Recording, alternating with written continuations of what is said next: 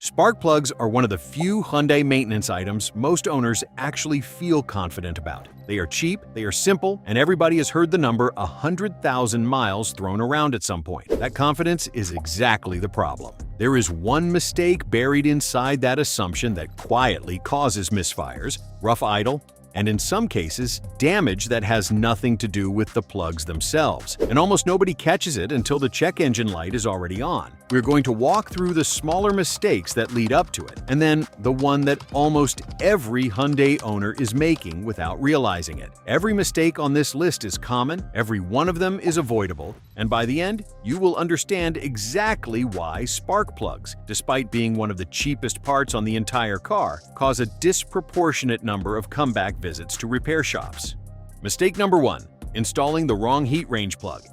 Spark plugs feel interchangeable at a glance, since most of them look like small metal cylinders with a threaded body and an electrode tip. But underneath that similarity, they are not universal, even within the same brand and the same general size. Every plug is engineered to a specific heat range, which describes how quickly it pulls heat away from the tip of the electrode and transfers it into the cylinder head. A plug that runs too hot for a given engine can hold onto heat long enough to pre-ignite fuel before the spark actually fires, and a plug that runs too cold can foul with carbon before it ever reaches proper operating temperature. Hyundai spans a wide range of engines, from the naturally aspirated 2.5-liter four-cylinder in the Sonata and Tucson to the 1.6-liter and 2.5-liter turbocharged engines in the Elantra N Line, Santa Fe, and Sonata N Line. And each of those engines is engineered around a different heat range because turbocharged engines run hotter combustion temperatures under boost. Owners who buy plugs based on the vehicle's general size or by matching an old part number from a different Hyundai model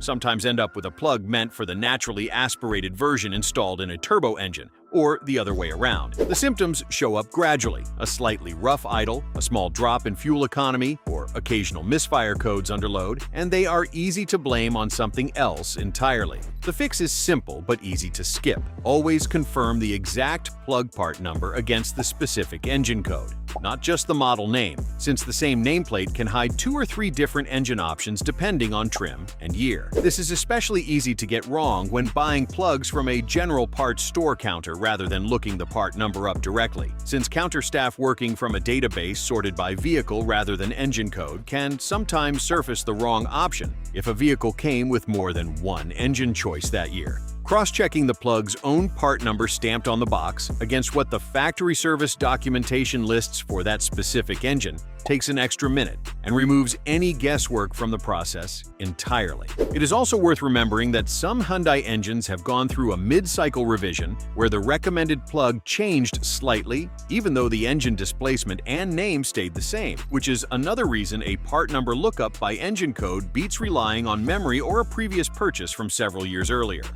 Mistake number 2. Getting the torque wrong during installation. Spark plug torque specifications exist for a reason that has nothing to do with being overly cautious. Modern plugs, especially the tapered seat style used in many Hyundai 4-cylinder engines, rely on a very specific clamping force to seal properly against combustion pressure and to conduct heat away from the electrode into the cylinder head. Under-torques a plug, and it can work itself slightly loose over thousands of heat cycles, leading to a compression leak past the threads that shows up as a rough idle or an intermittent misfire under load, and in more severe cases, allowing exhaust gas to blow past the seat and erode the threads in the cylinder head over time. Over-torque a plug, and on an aluminum cylinder head, which is what every modern Hyundai engine uses, you risk stretching or even shearing the threads, a repair that in the worst case requires a helicoil thread repair, or if it goes badly enough, a new cylinder head. This is one of the most common mistakes made by owners doing their own spark plug replacement without a torque wrench, tightening by feel, because that is how it was done on an older, simpler engine years ago. The correct approach is to always torque to the specification listed for that specific engine, which is typically somewhere in the range of 18 to 22 foot-pounds for most Hyundai 4-cylinder applications, though the exact number varies by engine and plug design, and to always use a calibrated torque wrench rather than an impact impact gun or a guess based on experience with a different vehicle. It also matters to torque the plug in stages rather than all at once, snugging it down by hand first to make sure it is threading straight before applying final torque, since cross-threading an aluminum head on the first few turns is one of the most expensive mistakes possible during what should be a routine service. And it happens most often when someone is rushing or working in a tight engine bay without a clear line of sight to the plug hole. A length of rubber hose slipped over the end of the plug before threading it in by hand is an old trick that still works well, since the hose grips the plug loosely enough to let it self-align with the threads. And if it starts binding or cross-threading, the hose will simply slip rather than forcing a bad thread the way a socket and extension can. Mistake number 3. Skipping dielectric grease on the boot connections.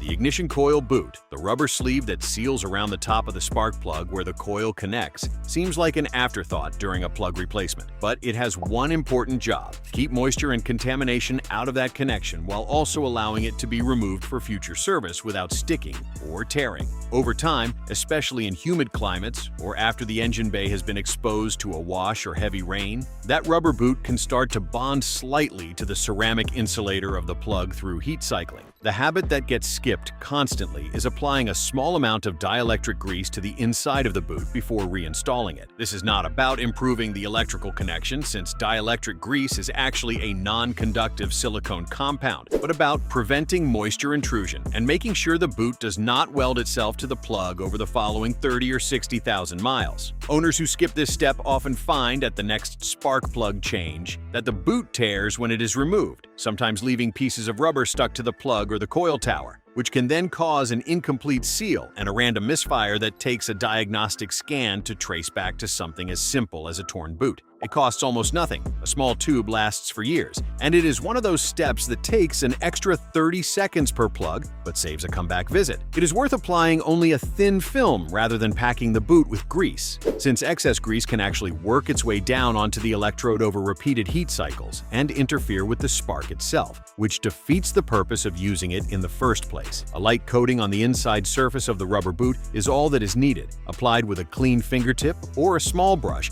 rather than squeezed in directly from the tube, which tends to put down far more than necessary. Mistake number 4. Replacing plugs while ignoring worn ignition coils. On Hyundai's 4-cylinder engines, each cylinder has its own individual ignition coil sitting directly on top of the spark plug, a setup known as coil on plug, which replaced the older single distributor design used on much older vehicles and allows each cylinder's spark timing to be controlled independently. These coils are wear items just like the plugs are, and they typically last a long time, but not indefinitely. A common mistake happens when an owner or even a shop replaces spark plugs to address a misfire code, sees the problem improve temporarily, and never inspects the coils themselves. If a coil's internal insulation has started to break down from age and heat cycling, it can produce a weak or intermittent spark that looks identical to a fouled plug on a basic diagnostic scan. Fresh plugs paired with a marginal coil often mask the problem for a few thousand miles before the misfire code returns, at which point the owner assumes the new plugs failed, when in reality the coil was always the actual root cause. The more thorough approach, and the one shops with a strong reputation for Hyundai work tend to follow, is to swap coils to a different cylinder during a spark plug replacement to see if a misfire code follows the coil or stays with the cylinder, which quickly identifies whether the coil or something else in that cylinder is the real issue before spending money on parts that were never the actual problem. Coils can also be tested more directly with a resistance check using a multimeter, comparing the reading against the specification for that particular engine, and any coil reading noticeably outside that range should be replaced alongside the plugs rather than left in place simply because it has not fully failed yet. Since coils are relatively inexpensive compared to a diagnostic visit and a return trip, many experienced technicians simply recommend replacing all of them at the same time as the plugs on higher mileage vehicles, treating them as a wear item rather than waiting for one to fail individually. Mistake number 5. Waiting for a warning light before taking action. Spark plugs, Unlike some other maintenance items, such as a timing belt or a serpentine belt that can fail suddenly and without much warning, tend to degrade gradually rather than failing all at once, which means the warning signs often show up long before a check engine light ever illuminates. A slightly rougher idle at a stoplight, a small hesitation during acceleration from a stop, or a barely noticeable dip in fuel economy over a few months are all early indicators that plug performance is declining, particularly as the electrode gap widens naturally with age and heat cycling. Most owners wait for the dashboard to tell them something is wrong, but the onboard diagnostic system is generally tuned to flag a misfire only once it becomes frequent or severe enough to affect emissions, which means the plugs have often already been underperforming for thousands of miles before that light appears. By that point, the fuel economy loss and mild performance degradation have already been happening quietly in the background, costing money at the pump every single day, long before the dashboard ever says a word about it. Paying attention to those small, early signs and scheduling a plug inspection proactively rather than reactively is one of the simplest ways to keep an engine running at its best without waiting for an official warning. A simple habit that helps here is tracking fuel economy loosely over time, whether through a dedicated app or just paying attention to how often the tank needs filling, since a gradual, unexplained drop of 10 or 15% over several months is often the earliest and most measurable sign that ignition performance is starting to slip well before it becomes noticeable behind the wheel. Mistake number 6. Assuming turbo engines follow the same long life interval as naturally aspirated ones.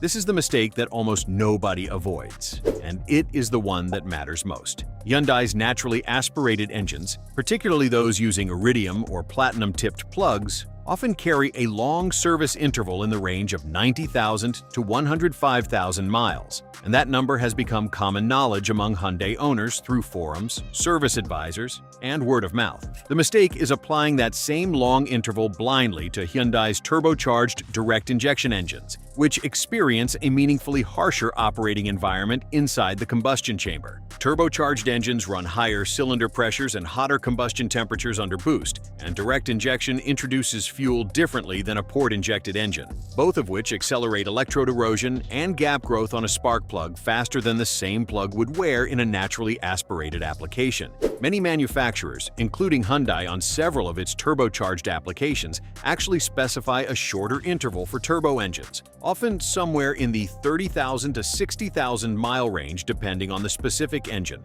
rather than the extended interval associated with the naturally aspirated lineup. The overwhelming majority of Hyundai owners never check whether their specific engine falls into that shorter category, because the 100,000-mile figure has become such common knowledge that it gets applied universally without anyone verifying it against the actual owner's manual for their specific engine code. Left unchecked, a widened gap on a worn plug in a turbocharged engine causes a weaker, less consistent spark exactly when cylinder pressures are at their highest, which can show up as hesitation under boost, a slight loss of power during hard acceleration, or in worse cases, a misfire that stresses the catalytic converter over time, since unburned fuel passing through the exhaust system generates excess heat downstream. The fix takes 5 minutes. Open the actual owner's manual, find the maintenance schedule specific to your engine code, not just your model name, and confirm the spark plug interval listed there rather than relying on the number that gets repeated most often online.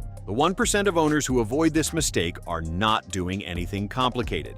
They are simply checking the number that actually applies to their engine instead of the number that applies to a different one wearing the same nameplate. It is also worth remembering that towing, frequent hard acceleration, and consistently high-load driving all accelerate plug wear beyond the baseline interval printed in the manual, the same way severe service conditions shorten the recommended oil change interval. An owner who regularly tows a trailer with a Santa Fe or drives a Sonata N Line hard on weekends should treat even the shorter turbo-specific interval as an upper limit rather than a fixed target, checking gap and condition a little earlier rather than waiting for the exact mileage number to arrive on the odometer. Since removing a plug for inspection is a low-risk, low-cost procedure compared to the cost of a coil, a catalytic converter, or a set of new plugs installed too late, there is little downside to checking a season early on a vehicle that sees hard use, and considerable downside to assuming the manual's baseline number applies evenly, regardless of how the car is actually driven.